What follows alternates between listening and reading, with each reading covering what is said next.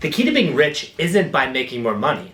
It's by living like you're broke. So this is personally how I started when I wasn't as keen or familiar with the concept of financial planning or saving. Let me tell you a little bit about what I did prior to being, fully aware and conscious of how important it is to be frugal, to save so that you can reinvest into real estate or reinvest in your business, whatever the case may be for you. What I did early on is just made sure that I lived within my means or under my means.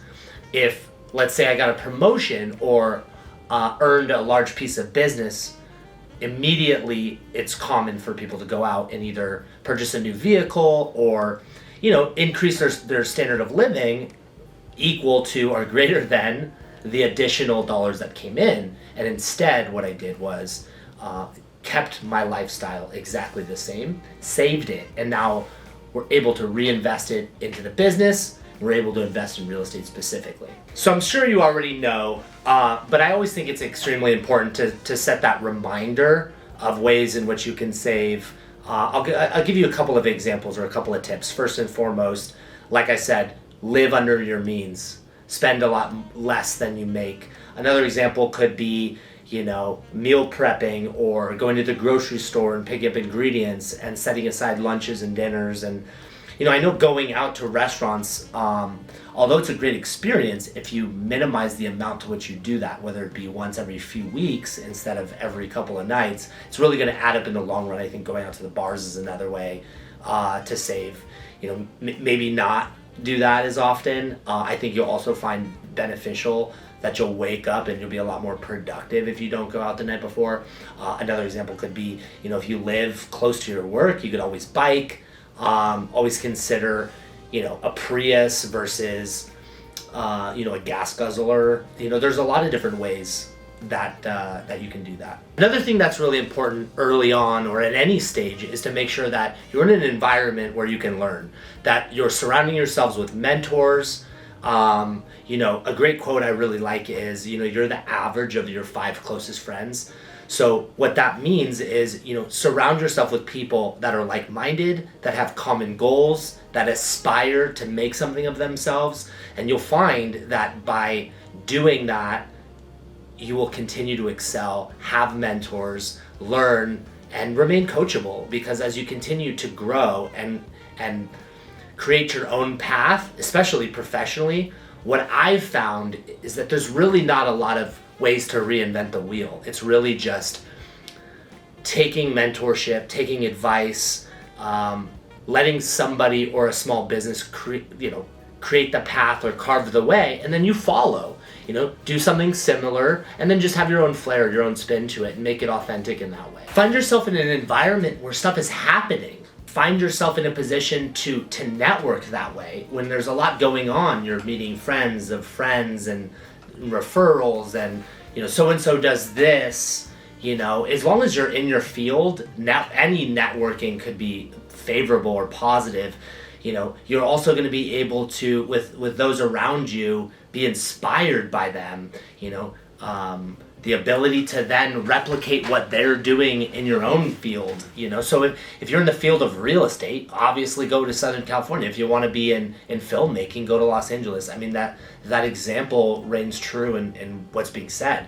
It's very, very important to surround yourself so that you can learn, grow. And I'll tell you what my experience has been is by doing that, it's fast-tracked the trajectory and it's allowed me to learn exponentially.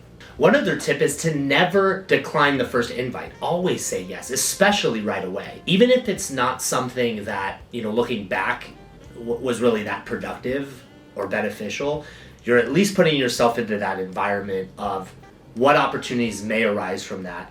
You're opening the bandwidth for, to be a yes person. And what you'll find is you do enough of those, it's definitely worthwhile. If you're too busy or, you don't prioritize going out and networking, what you'll find is that you're going to be projecting that on others. It's much more favorable for those around you in business to feel like you would be available or excited or encouraged by the opportunity to expand yourself. And stop paying for things you don't need. fancy cars, fancy restaurants. Now, in moderation, that's all great. And I think relatively speaking, feel free to enjoy the fruits of your labor. But don't get me wrong, keep it in check, especially early on in your business career, especially in that time where you need to be pumping money into the business. I'll tell you, when you don't spend on frivolous things or luxury items that you really don't need to impress people that you really don't know or care about, and I say that all positively, invest back into the business, invest into your education. Now, I don't necessarily mean just college or higher education, but invest in, there's seminars, there's conferences, you can go to trade shows in Vegas and meet a bunch of vendors, and there's a lot of different scenarios in which you can be a better steward with your finances and reinvest into your own personal development, character development, professional development, and that all requires cash outlay. And so continuing to do that, I'll give you another example. So professionally, we had a trailer on the back of one of the job sites. We had every ability to lease a business location, an executive suite, you name it. We had every ability to do it. What I found though was that there was a higher opportunity cost for using those funds for leasing, when instead what we did is we rented a small trailer on the back of one of the job sites. I think it was a shipping container, with a window and a door. But what it allowed us to do is allowed us to pump a substantial amount of what was going to be allocated toward rent into increasing the business. More staff, marketing material, additional computer softwares to allow us to improve process and efficiency. And it's proven to be extremely productive. Only once you get to a point where you're having a substantial cash flow passively, then start using that.